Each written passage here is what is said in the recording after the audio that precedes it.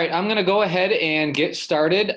We have a few more people coming in still. I'm trying to get a co-host so that we can keep an eye on the waiting room, but it's not allowing me to do that for some reason. So everyone is muted right now. You do have the ability to unmute yourself if you want to ask any questions, or you can always put it in the chat box. I can't guarantee you I'll see it throughout the presentation because I will have my screen being shared. But one thing we are doing is we are recording this, and there's going to be a little slideshow from this that we'll be sending out as well. So we will send out this presentation both in the slideshow format and the recorded Zoom tonight here as soon as we're done if you do miss anything. So go ahead and share my screen.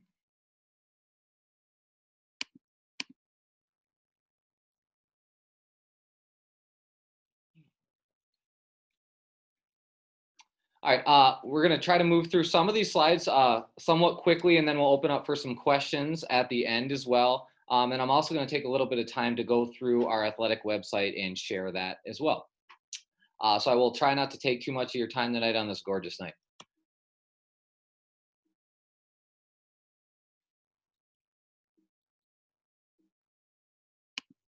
Our first slide is a question we've been getting a lot, and it's a little bit different this year. Does your child need to have a physical on file for the school year? With sports starting up next week, the answer is yes, they do. If they had a valid physical on file last school year, then they can use the health questionnaire. Now it's highlighted right here where my cursor is in yellow. When I send this slide out tonight, you'll be able to click on that and open up that health questionnaire right away. And the way that that differs from the normal physical that was used in years past is you do not need to see a doctor or nurse or practitioner for that. The parent can fill that out completely, and then it still needs to be handed into the coach or Megan or I in the athletic office, and we keep that on file. If we also have that on our athletic website, which I'll show you here when we're done. You can get it on the MHSA website. It's at the Chamber of Commerce, and then we also have it at the lunch pickup every day as well. So if you don't have this form yet and you need a way for us to get it to you, feel free to email Megan or I. Our emails are over here on the right-hand side, and we will find a way to get that to you as well all of your coaches. If you did not have a student have a physical on file from last school year, you would need to have a full and complete physical signed by a doctor or physician on file before you could participate. So no matter what, we will need either a physical or this health questionnaire on file before practices start next Monday for football and on Wednesday for all other sports. On the bottom here on the right-hand side, it says if you're unsure of that status, don't hesitate to email us. The sooner the better. Please don't wait until next week right before practices start. So email us anytime and we can look that up right away. We both have the ability to look that up from our devices, and all coaches have the ability to look that up as well. So you can also contact your child's coach. I went too far.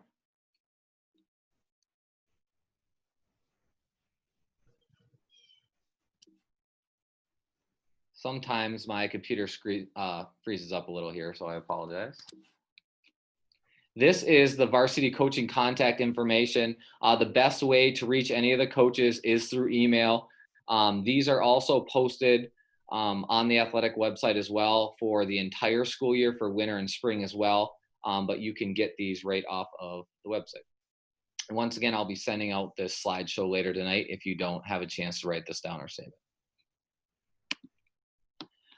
These are links to sport-specific information documents provided by the MHSAA for our varsity sports coming up here for this fall. There's not one on there for sideline cheer, but there is a document that's available that we did not post on here. These were updated as of today, about 3 o'clock today. They made a few adjustments. So if you haven't looked at any of these or clicked on any of these lately, there are a few added things on there even since we made the slideshow earlier. Once again, there's no way for you to write these down real quick, but you will get the slideshow later. These are also all linked on our weekend sports document. So where to find fall practices and game schedules? They are all on our website. I'll show you at the very end tonight where to go get all of those, or you can click on this link here and save that. Anytime that we make any changes, those are updated in real time. So automatically, If a game were to get canceled or postponed or changed here an hour from now, we would update that and it would go directly on that right away. So you'll be able to see those changes live if you want to save that link later on for the fall master calendar. There's going to be a lot of changes coming up, presuming we can move forward with all fall sports. Cross country, for example, is limited to 70 participants per race, and they are strongly encouraging not to have any invitationals. Volleyball is not allowed to have any tournaments, so it's capped at 4 teams in a building. So there will be some adjustments made. One thing I can assure you is we'll work extremely hard to work with the coaches and come up with as competitive of a schedule as possible and put our student athletes in the best position to succeed and get the experience that they deserve in really an extension of the classroom. On the bottom is a link to the Google Athletics calendar. All practices and home events. In the past, we had all practices in there and home events. We are putting in there things that are off campus as well. So if soccer is practicing at Rotary, or right now middle school football is out there pushing wheelbarrows around out by the outdoor volleyball courts. All of that is in the calendar and you can get access to that at any time. So.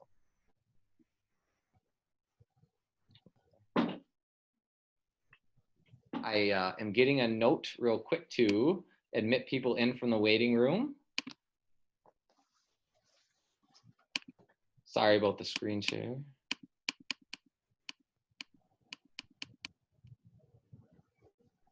I'll go right back to the slide here.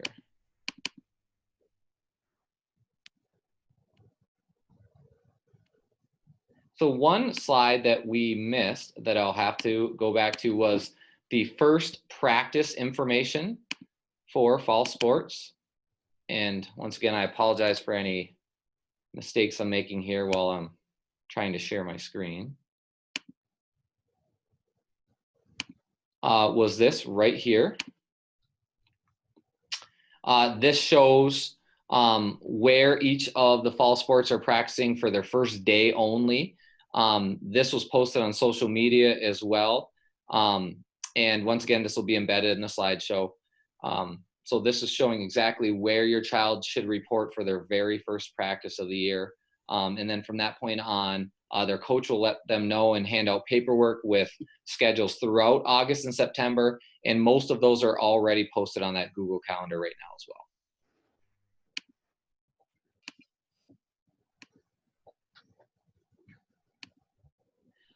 All right, so moving on to some of the standard things from the handbook. I think it's important. Some of these next few slides are kind of long and a lot of information on them. That'll be helpful once we send it out. For now, I'm not going to go through everything that is on them. But there are no changes with this. We'll be providing transportation still to athletic events to and from. One thing we ask is that if your child is not planning to ride home on the bus with the team and they plan to ride home with you as the parent or guardian, that you make contact with the coach that evening face to face so they can see the whites of your eyes and you're telling them that you're taking them home.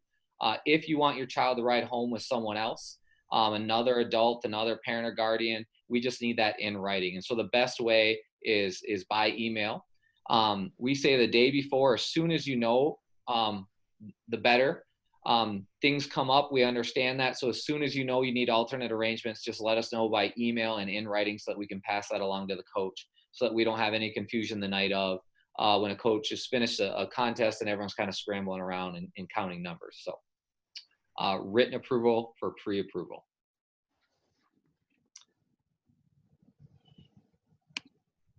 Academic and behavioral eligibility, these are all the same as last school year, so there are no changes on here. If you are an incoming freshman or if your child is an incoming freshman and you have not had a high school student before, the academic eligibility is different from the high school or from the middle school, excuse me. It can be a little confusing at times. So this lists it all in a bullet format, and this is something that we're encouraging all the coaches to place an emphasis on constantly monitoring and talking with the athletes on, remembering that they are students first, athletes second. And once again, I'm not going to go through all of these bullet points, but it really shows the step process and progression where your child would know where they stand academically. They have to check in with their teachers on a week-to-week basis.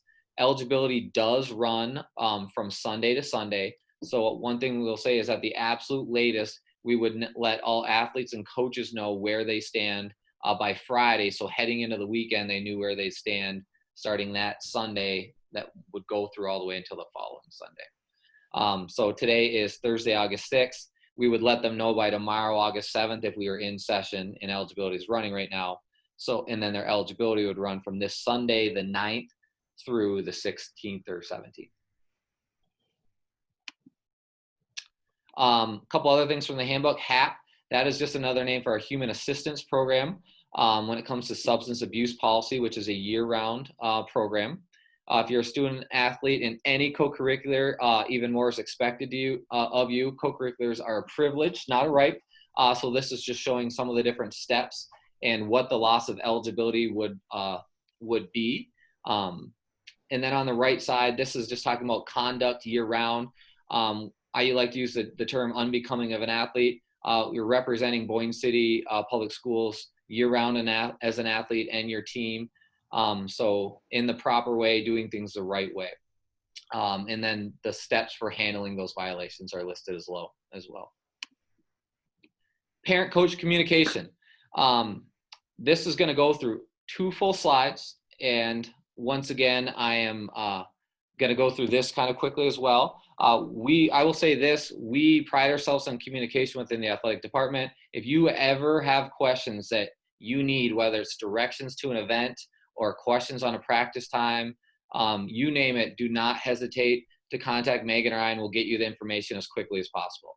Our coaches do a great job of communicating as well. So when you have concerns, they're going to want to hear those, and that's perfectly acceptable.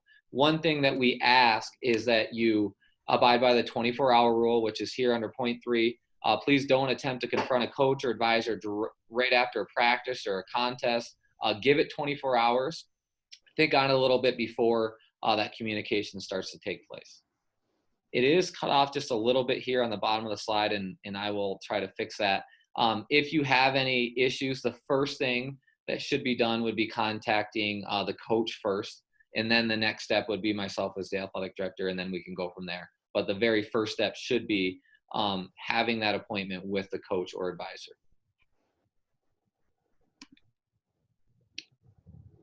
Dual sport athletes. So far at this point, and I'm gonna close out of here real quick because I have a few more in the waiting room, and then I'll get back into that.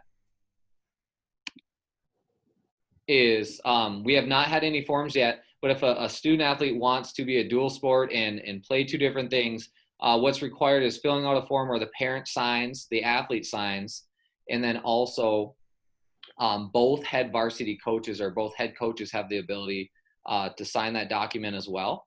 That way we know that they're on the same page, and we will walk your child through that as well, so that they have the ability to really see what it would look like, what it would entail, handling that load academically first, and then managing the practices and contests. So that's something we'll walk through step by step if anyone is interested in doing that.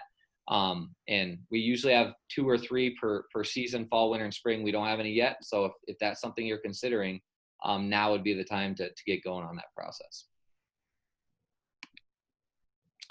All right, so now away from the handbook, here are some of the questions that we're probably getting most often, and you're probably wondering. Will there be spectators at events this fall? At this time, we don't know. I wish I had those answers. As soon as we have those answers, please trust that we'll communicate it out right away in every single way that we possibly can. And I'll show you some of those different ways you can find out information in a minute. The MHSA will be giving us guidance on that, but right now we have no clue what that is for indoor or outdoor events. On the bottom, these are some things that we do know according to MHSAA. They are expecting us not to take money and sell tickets at the door. So we'll do things such as pre-sale of tickets where we can accept money that way. And then we'll also be doing online digital ticket sales as well.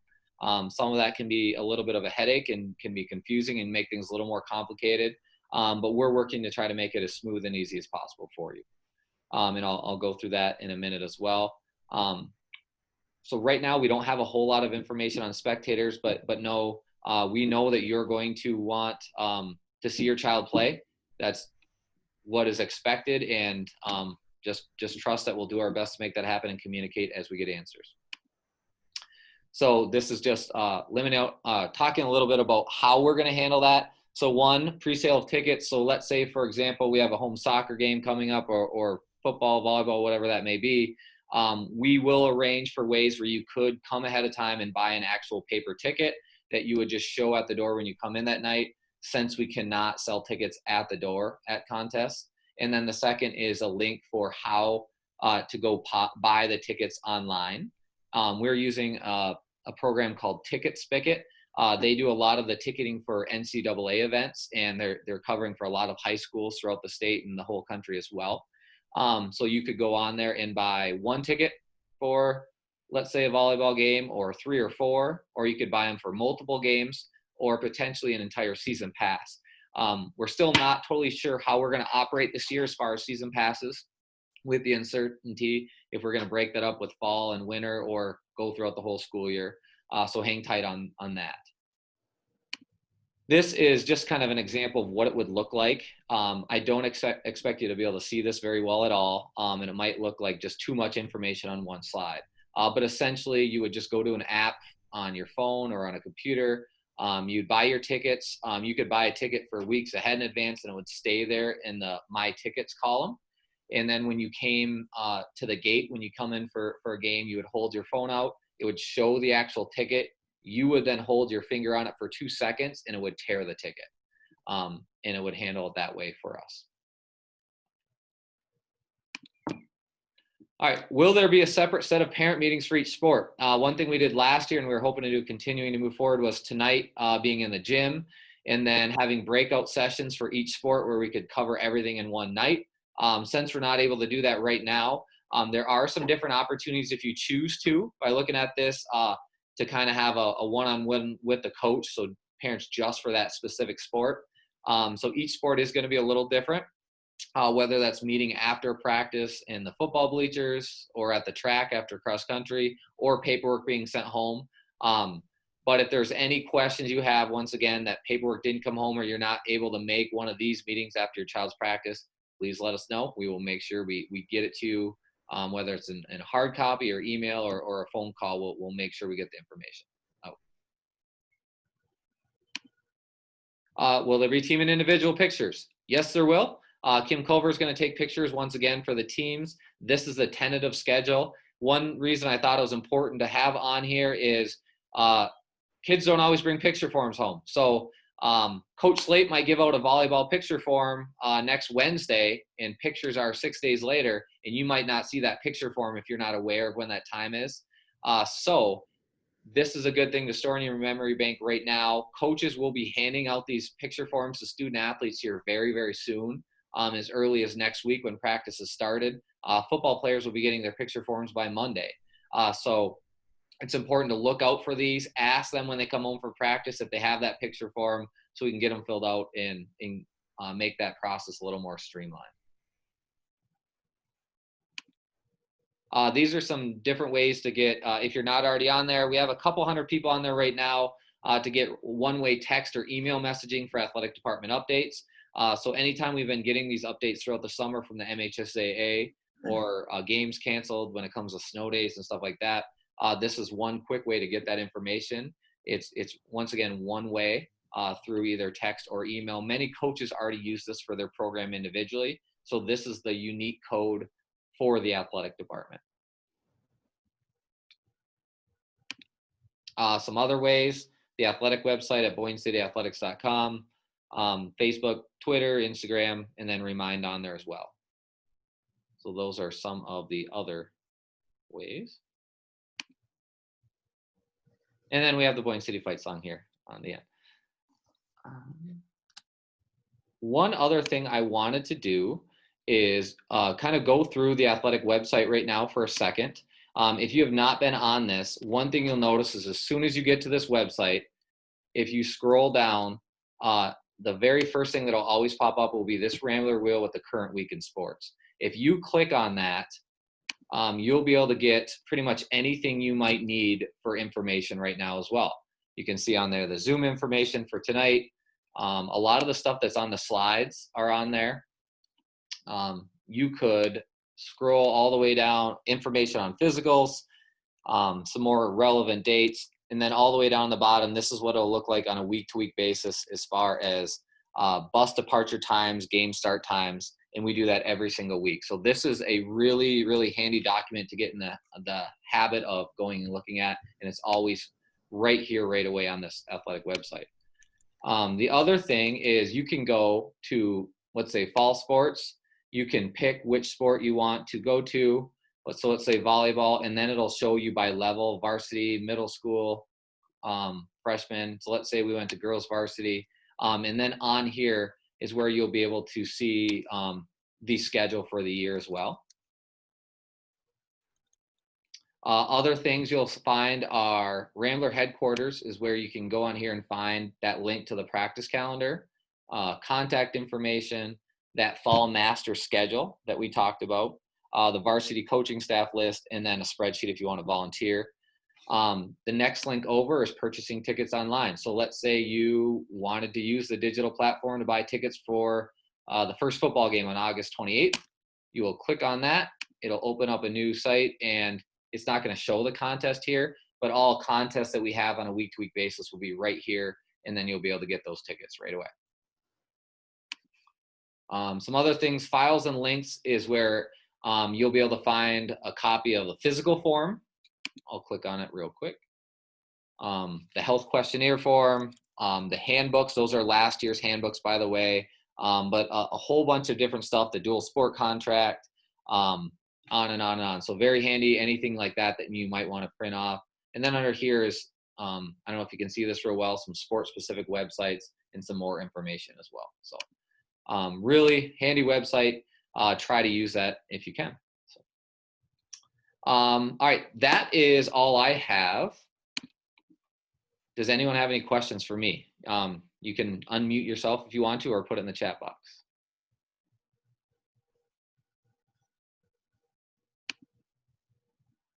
Megan, did I miss anything that we should mention? Nope, just the physicals is very, very, very important. Either the health questionnaire, if you had a physical last year, what that health questionnaire does is allows us to use last year's physical. So please make sure this is very, very, very important. Your child will not be able to participate in anything without either a physical or the health questionnaire filled out. They can bring the form on the first day of practice and hand it to coach. We do not need it beforehand. Coach Suttle, for example, football is the first thing that's starting on Monday. He has said every single night in the weight room they'll have copies of this, or he'll be at the school at 7 a.m. on Monday if you wanted to show up and fill it out right in the parking lot. So this form, I will say, is very easy. Unlike past physical forms, it can be filled out in about 2 minutes with a pen and paper on site right before practice. This information is all for once again, varsity, JV, middle school sports. We didn't talk a whole lot about middle school sports at this point, but those will start a little later. So the key is football is Monday of next week. All other high school fall sports would be Wednesday. Middle school football, the 24th of August, and then volleyball and cross country do not start until after Labor Day at the middle school level.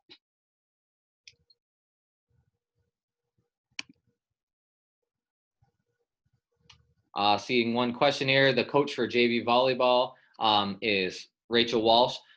If I did not list the sub-varsity coaches, which would be the freshman or JV coaches or middle school coaches, the easiest way would be to contact the varsity head coach, and then they can get you that contact information. So if you ever can't find a coach for JV or freshman or middle school, contact the varsity head coach and they'll direct you in the right way, or Megan or Ryan will get you that information as well. Easiest is by email. So. Any other questions? All right. Well, thank you so much for being here. And I will email this out through PowerSchool. So we'll send the recording of this as well as that slideshow. And never hesitate to reach out if you have any questions, and go Ramblers. Thank you, everyone.